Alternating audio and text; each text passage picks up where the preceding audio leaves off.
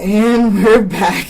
All right. So we're back with Erica Ramsey, an independent insurance agent who travels ITP inside the perimeter and OTP outside the perimeter from time to time. Erica, there's a lot of people talk about insurance like the old car that you go, oh, I hate insurance, But before, we're not even going down that road. So why don't you explain to us kind of what is the history of insurance? Why do people need it? Okay. Well, actually, people think insurance is this modern day getcha kind of thing. I'm going to throw all this money at something I'll never use. But actually, insurance goes back to the 3rd and 2nd BC. The Chinese and the Babylonians were the first to actually come up with a shared risk type of scenario. And you can look this up, kids. Very interesting. Google. History. Google. And then there was the Great Fire in London, which gave a lot of people a kind of a imperative feeling about making sure they protected their assets and their lives. And then since that time, we've just come forward with, think about when the automobile came out, no one ever thought about, oh my gosh, what if I hit somebody, and then thank you, Henry Ford, for that. And now all of a sudden, here we are in modern age. So right. Insurance is transference of risk. You're paying a very small amount of money to transfer a big amount of risk to a company that can afford to pay out if something bad happens. Right, and so we're all pooling our monies together just in case. We're putting it, and I sell a weird product that basically I'm hoping no one will ever need to use. Right, so, but if you need it, it's supposed to be there. One of the few things in life that we could say is guaranteed is insurance. In my industry, we can't say the word guaranteed unless an insurance contract is tied to it. So why do you think, or why should people review their policies if nothing has changed in their lives? I love this. Okay, this is the landscape is changing all the time, and what's happening right now in Georgia in particular. So your driving habits haven't changed since last year. Your assets haven't changed since last year. Well, yes, they have. Oh, well, we can talk about that. Have a sit down. We can talk about that. But let's just assume that they didn't. Right. But you're still in this pool of people that are all paying money into this VAT, just making sure that they're covered.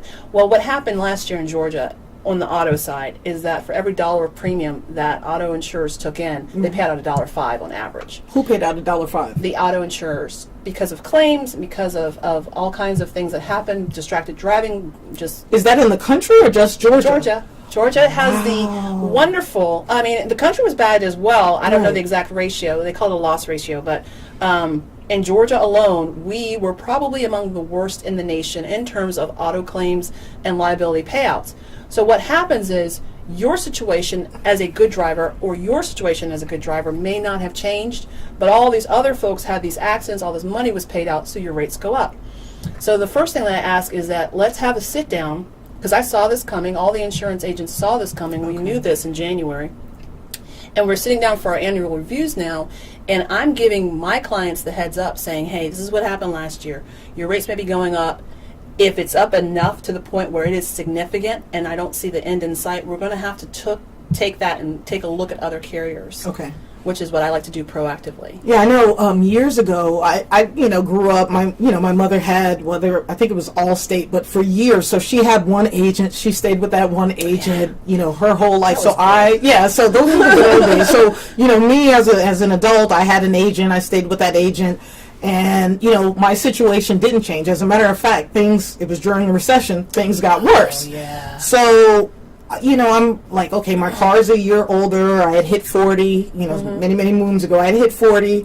But my auto insurance premium went up. Mm-hmm. And I asked the agent, hey, what's going on? And he gave me a story. And then I thought, you know what? I've got to, cut costs. I've got a kid. I've got, college is coming up. I've got some things to do. So I started shopping around. Right. And when I went and I shopped it around, I realized that if I left, my premium would actually go down. Mm-hmm. And so even though I was getting that good driver, $40 a quarter check in the mail, that wasn't putting a dent on the premium. Right. So that was when I started looking at, hey, I need to make sure my clients are doing the same thing. Sure. And so I started talking to my clients, a little bit about that. And so I've been kind of, talking. That's a great thing. Yeah. Yeah, I don't understand why, real brief thing, I don't understand why more advisors do that for their clients, because that should be a piece of your entire financial landscape. Yes. Right.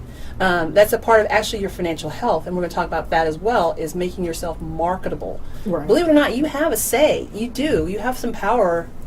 Just a little bit. Yeah. Just a little bit. It's not. Yeah. Well, when we come back, we're going to talk about auto insurance. We're going to dig down into auto insurance and tell you, what you should have above and beyond the minimums. Yes. Yeah. Oh, Okay.